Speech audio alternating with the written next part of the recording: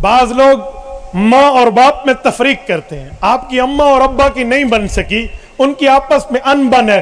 تجھے کس نے چیف جسٹس بنایا ہے کہ تو اس میں فیصلہ کرتا؟ پھر بھائی یہ دو آنکھیں ہیں, ان دو آنکھوں میں میرے لیے زیادہ اچھی آنکھ کون سی ہے؟ کیوں ایک آنکھ مجھے تنخواہ دیتی ہے اور دوسری میرے پہ ظلم کرتی ہے؟ اجی تیرے لیے دو آنکھیں ہیں, تیرے ماں باپ ہیں, تو کون ہے تفریق کرنے والا؟ ان کی ان بن میں تو نے اپنے لیے کوئی ذوق اور مفادات کا راستہ نہیں نکالنا. تو نے احترام دینا ہے, تو نے مقام دینا ہے, تو نے مرتبہ دینا ہے. یاد رکھ, اگر یوں نہیں کرے گا رب موت سے پہلے تیری زندگی سے نکال کے دکھائے گا. کر لے جو کچھ کرنا ہے, آخر موت ہے, ہو جائے گا. میں اللہ کے گھر میں بیٹھا ہوں, میں چشمدید واقعہ پیش کر رہا ہوں. میں ایک مرتبہ ایک جنازہ پڑھانے کے لیے گھر سے نکل رہا تھا. ایک بوڑھا بزرگ ایک آدمی کے سہارے میرے پاس آیا. مفتی صاحب مسئلہ پوچھنا سی. میں نے کہا چاچا جان آپ بیٹھیں, آپ مدرسے میں بیٹھیں, آپ کی بچے خدمت کرتے ہیں, میں ایک جنازہ پڑھا کے آ رہا ہوں. کہا جی ٹھیک ہے. میں جنازہ پڑھا کر نکلنے لگا تو وہاں ایک اور بزرگ مجھے ملے. کہا حضرت تھوڑا ٹائم آپ کے ساتھ گزارنا چاہتا ہوں. میں نے کہا آئیے. وہ بھی میرے ساتھ آ گئے. ہم دونوں اکٹھے مدرسے پہنچے اور یہ بزرگ بھی بیٹھے تھے, اور اتفاق سے ان دونوں بزرگوں کے آپس میں جان پہچان بھی نکل آئی. ایک شہر کے ہیں تو ملتے رہتے تھے.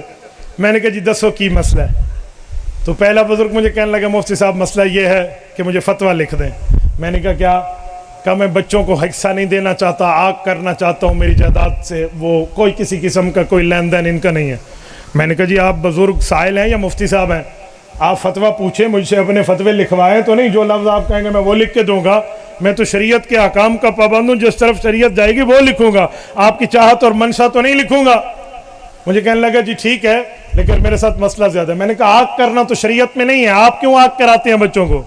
کہا میرے بچوں نے مجھے بہت مارا ہے, میری کمر کی ریڑھ کی ہڈی میں مورا, جسے کہتے ہیں disk of the back, disk of the back bone, یہ ریڑھ کی ہڈی کا مورا یہ ٹوٹ گیا ہے.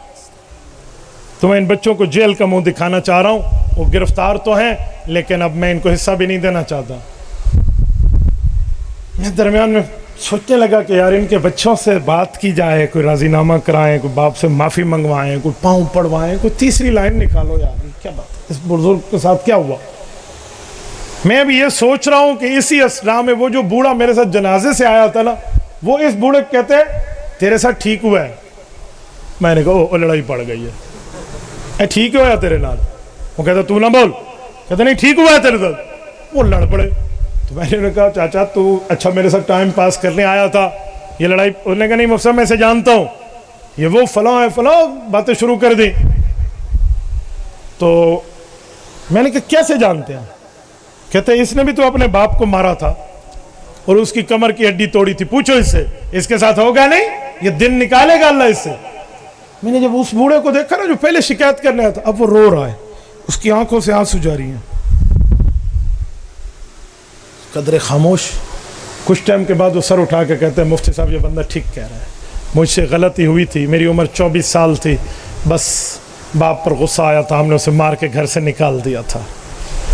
اس وقت 24 سال تھی, آج اس بوڑھے کی عمر تقریباً 84 سال ہے. ذرا گنیے نا, 34 44 54 گنیے, 64 74 84 60 سال. 60 سال کے بعد اللہ نے اس سے بدلہ نکالا ہے.